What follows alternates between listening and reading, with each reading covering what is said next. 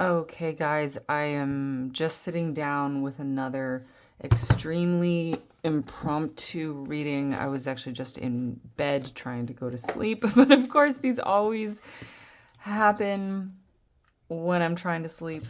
So, the message here is this is the time where you get to live your happy ending. It's about living your happy ending. But your happy ending is something that you get to write. This is about very, very creative writing. It is about writing your life and writing and therefore living your life to its happy ending. Whatever a happy ending is for you, whatever that would entail, and a happy ending doesn't have to be like every single thing tied up in a little red ribbon and every single thing being perfect and it all being this perfect, perfect, perfect kind of happy ending, right? A happy ending can have elements of being bittersweet. It can entail like moving on from a loss. It can entail healing. It can entail growth and evolution and transcendence and all of these very complex things, right? So I use a happy ending as a short form, but a happy ending, it should feel satisfying and it should feel like it was all worth it, right? At least those would be part of my criteria. So there is a lot of room here. The happy ending is what you want it to be, like what it would feel like for you to be living your life to this satisfying arc, like living through a satisfying arc, what makes sense of everything that has come before. And this is coming through not just about your own individual life, although it is absolutely about that, but this is also about like this entire universe's evolution itself, even what we think of as ascension. This word ascension, what does it mean? Why are we all ascending? This ascension of consciousness. What is that? And like the download that was coming through was like this very concept of ascension. We wrote that into our own script. We wrote that into the breath of this universe because like for a purpose. And I don't mean that we made it up on like a human level, I mean that we are all co-creators of this universe, right? We're all the co-creative beings of this universe, and on a higher level, on the higher level of our consciousness, where we are seeing the bigger picture and we are making some of these macrocosmic choices, right? When we are making some of the, like we're in the writer's room, right? On some level, there is a writer's room for this universe, and we are deciding where we are taking this universe's journey. And we wrote in this idea of ascension and why. Why did we do that? What is it about? What they're really showing me, it was coming through so clearly that there have been, like this universe has to an extent been stagnating in a certain way for a very, very, very long time. There's still been lots of movement and growth, but it's been kind of stewing around, stagnating to an extent, right? There has not been like this explosive next level like transformation into something that we have not been before for quite some time. So, and there have been souls in this universe that have been stuck. And I kind of put stuck in quote, like scare quotes here, because what it means for a soul to be stuck, that's a pretty kind of multifaceted discussion.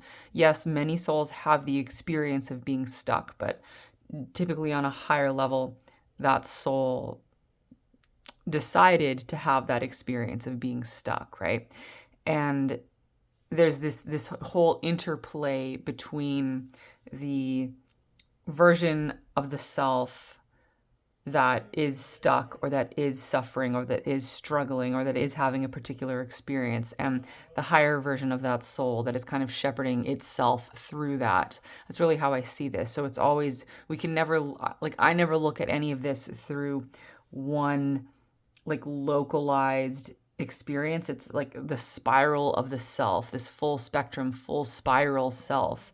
So, it's a little bit complex. It's like whenever we are stuck on some level of our being in some way, in some shape or form, we have chosen that experience for some reason, right?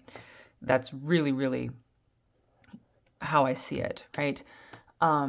But be that as it may, many souls do have these experiences of being stuck, and some of these souls have, what does stuck feel like? That's different from very many souls. For some, it's this type of gray purgatory where things just stagnate and are kind of cold and dim and gray. Something like, I was actually thinking the other day, there's not only the dark night of the soul, there's also like the gray morning of the soul, where it's like, when the sky is starting to lighten up just before the sun rises, it's dawn, but the sun hasn't actually come over the horizon yet. Everything's just kind of gray, but it's getting a little brighter, but it's still really cold, and you're really groggy, and you just kind of want to go back to sleep, and you're not a morning person. I think a lot of us, we can sometimes get into that state of being in this gray morning of the soul, and it might feel like we're no longer in the dark night of the soul because, the light is getting brighter. It's not so dark. It's not so dim. You see that the sun is rising, but that is not as good as it gets. And sometimes we forget. We think, oh, is that as good as it gets? No, like the sun is going to reach high noon and it's going to be shining and you're going to be full of love and life and laughter. And it gets so much better than the gray dawn. So some people get stuck in this gray dawn. And I mean souls can get trapped like this for, on the level of the soul and various different experiences that a soul can have being trapped places. And also in terms of your human life, you can feel like this. So, and souls often, they get stuck thinking that they can't evolve any further, or that they're trapped in a dark place, or that they are less than other beings, or that they need something in order to, like, there are actually some souls that get stuck in a type of prison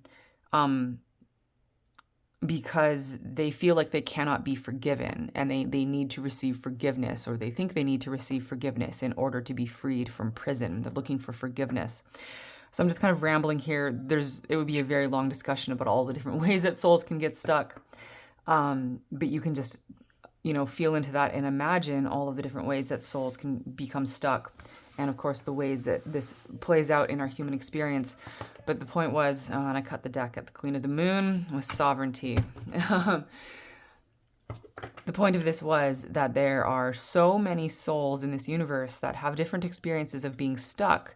And at the soul, they have been stuck for so long, like this stuck, not evolving, not growing, not being able to break free, not being able to move on, whatever it is, right? So many souls have been stuck for so long that on the higher level, in the writer's room of the universe, this universe, we all decided, right? All of us who are participating in the writer's room of the universe, we decided, well, we need to write a bigger story. We need to write a bigger narrative that will essentially help and allow and ensure that all of these stuck souls get themselves unstuck. That this is like, it's like the whole universe is getting into the bus and we're all going somewhere. That is the ascension. That is ascension in this universe. We are all on this ride together and this is happening. And this isn't the only reason why we are creating this universal ascension experience. We could discuss endlessly all of our reasons for being on a universal ascension experience, but what's relevant today is that this is a meta narrative that we are writing in order to ensure that we all become unstuck and that we all can write ourselves to our own happy endings.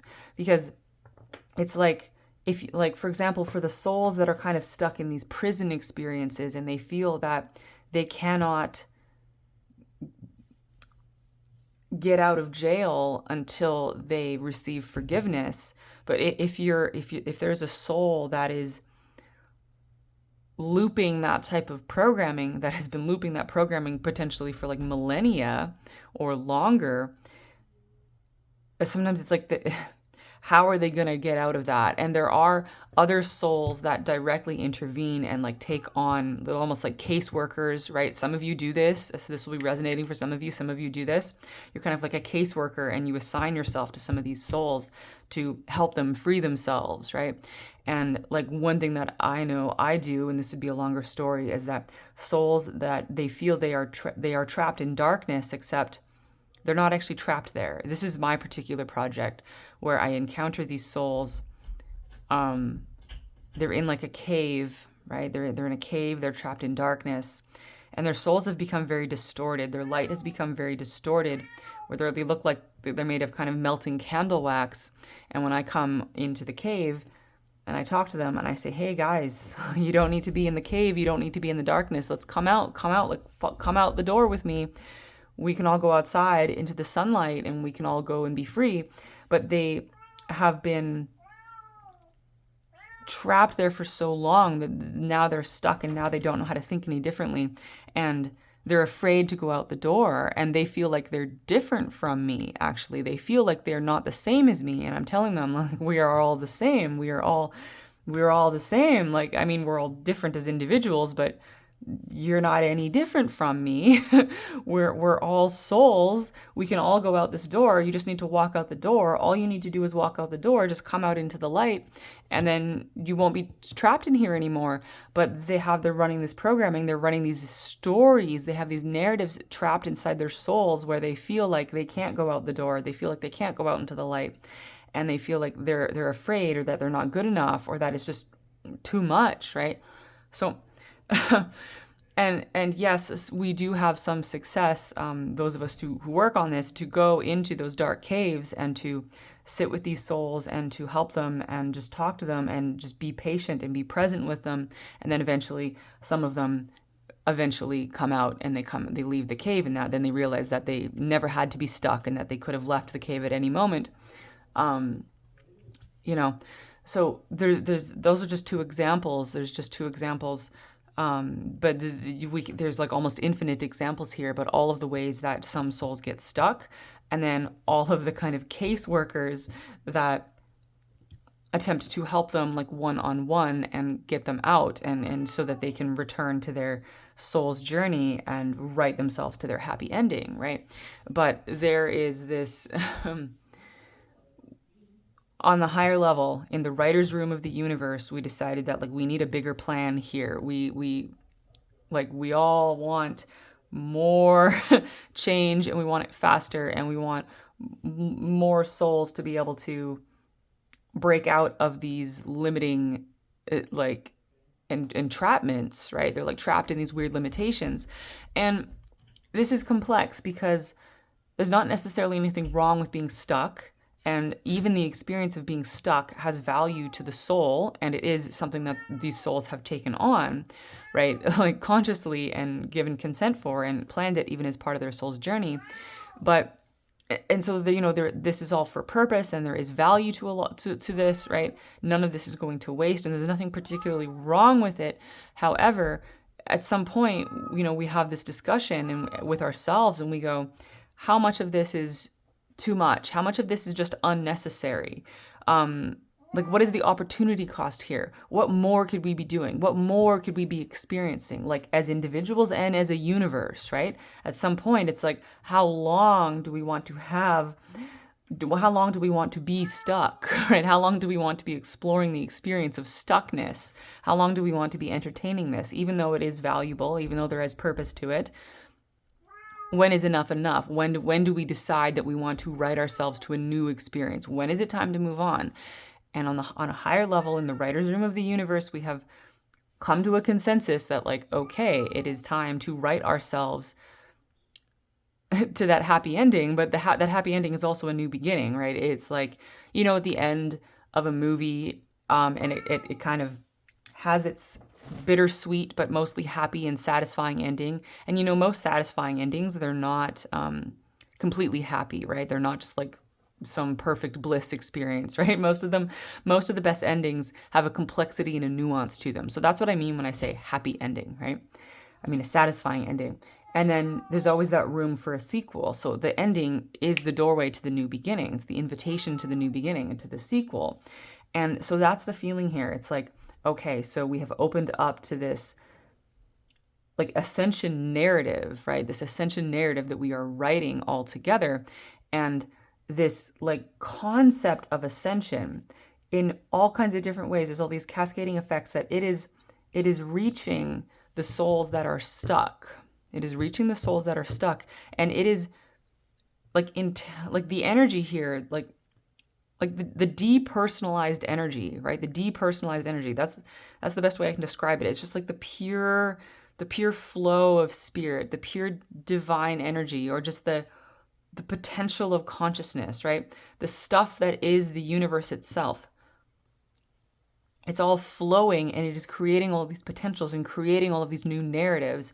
And that's going to allow things things are going to happen. Like for the souls that are stuck in the dark cave, well, there's going to be an earthquake and that cave will rupture, and then like the light will blast into the cave. And of course, for the soul stuck in the cave, when the ground starts trembling, that can be very frightening, and like the rocks start falling and they might be very scared, right?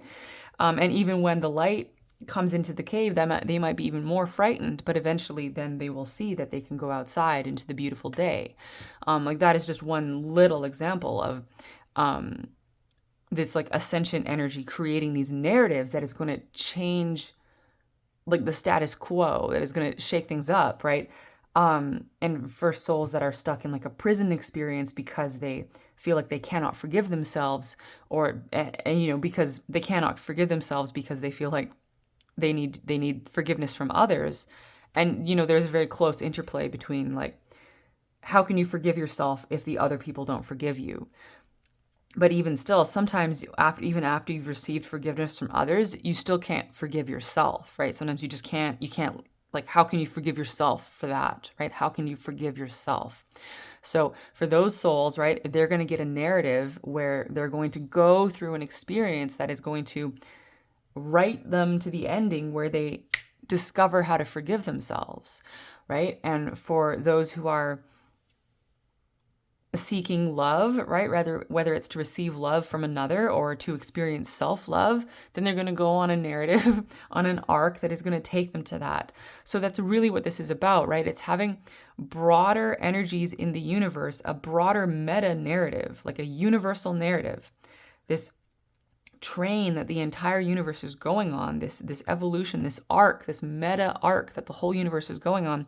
And then like that's the meta level, like that's the big picture level. But then on the micro level, there's all of these little narratives that are busting out for everybody individually, and also for like groups, right? Specific groups that need to go on a narrative together, go on an arc together. Everyone's arcing out. Everyone is getting their own narratives. And the big message here is that the pen is in your hand, right? The pen is in your hand.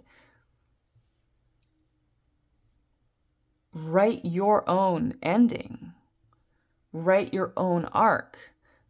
You are the writer of your own destiny, and you are one of these beings co-creating this universe. You are one of the beings in the writer's room of this universe.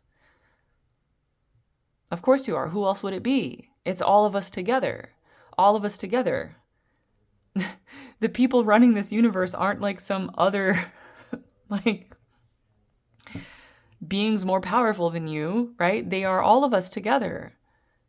They are all of us together. We are all in the writer's room of this universe. And how much your voice is heard, how much of your script gets known in this universe, it's up to you to put it out there, right? To put it out there, to put your writing out there, to put your narrative out there, right? It is up to you to put it out there, because otherwise it will just sit on your desk and it will still be participating in the universal creation process, but it is up to you to put it out there so that it can be picked up and can be threaded into the tapestry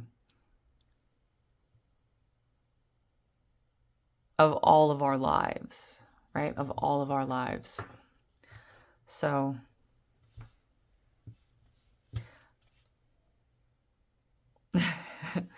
and this wolf moon with hunger, this is about your own narrative, okay? Your own narrative, the plot of your life, writing yourself to your satisfying ending. What are you hungry for? What are you hungry for? What is that desire that never sleeps, no matter how much you've tried to quash it, no matter how much you've tried to trample it, no matter how much you've tried to go, that is an unreasonable dream. There is a reason you're hungry for it. There is a reason you're hungry for it.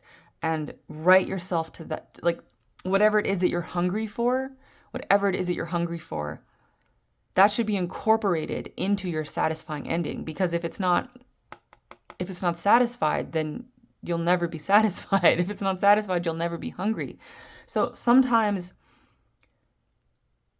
we're so afraid of being greedy, or we're afraid of being narcissistic, or we're afraid of being prideful, or we're afraid of just being too materialistic, or we're afraid of having a big head, we're afraid of having delusions of grandeur, right? All of these things, because of our fear of all of those things, we can play so much smaller, right? And we can try to kill our own dreams, and we can try to kill our own hunger. But but that's probably something that you've learned, right? Is that feeling, it never really goes away. It never really goes away, no matter how much you try to kill it, right? So what are you hungry for? If this has been something that you've lived with, this hunger, and you've tried to quash it, but you can't quash it, maybe try listening to it. Where does it want you to go? What path does it want you to walk? And it's not about grasping and trying to force and desperately trying to cling to it. That, because as you've probably learned, that path, that way doesn't work. But it's about setting yourself on the path and walking the path persistently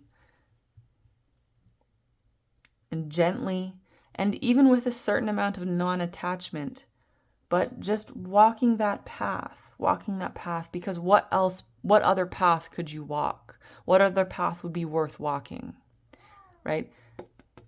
It's the path with your satisfying ending, right? Walk the path that will take you to your satisfying ending, because you have to get to that satisfying ending at some point in your soul's journey, and it doesn't even need to be in this lifetime. It could be some other lifetime, right? But if you're not on the path towards your satisfying ending, then you will never create that satisfaction for yourself, right? So walk the path that takes you to your satisfying ending. And I'm really being reminded of some lyrics I heard the other day by a band called Written by Wolves. Oh, and that's so perfect, actually, because we have the wolf moon with hunger here. The lyrics are, "Don't let your broken dreams become chains around your neck. Don't let your broken dreams become chains around your neck. Write yourself to your satisfying ending." Okay, guys, I'm going to leave you there, sending you so much love and light. Bye.